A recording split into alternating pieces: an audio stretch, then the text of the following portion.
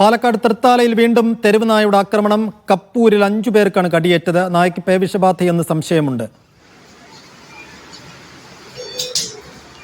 സാജിദ് അജ്മൽ വിശദാംശങ്ങൾ നൽകും.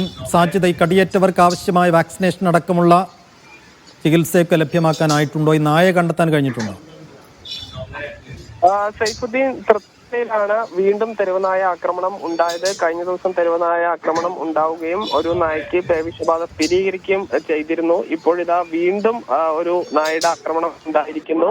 ഇത് ഈ ബൈക്കിലും മറ്റും പോകുന്ന ആളുകളെ പോലും നായ ഓടിച്ചിട്ട് കടിക്കുന്ന ഒരു സാഹചര്യം ഉണ്ടായിരുന്നു. ഈ നായയെ ആളുകൾ ഓടിച്ചിട്ട് പിടികൂടാൻ ശ്രമിച്ചിട്ടുണ്ട്. എന്തായാലും നായയെ പരിശോധിച്ചാൽ മാത്രമേ ഇത് സംബന്ധിച്ച പേവിഷബാധ ഉണ്ടോ എന്നറിയുള്ളൂ. ആളുകൾക്ക് വാക്സിൻ നൽകുകയും മറ്റ് ചികിത്സകൾ നൽകുകയും ചെയ്തിട്ടുണ്ട്. ശരി സാജിദ്.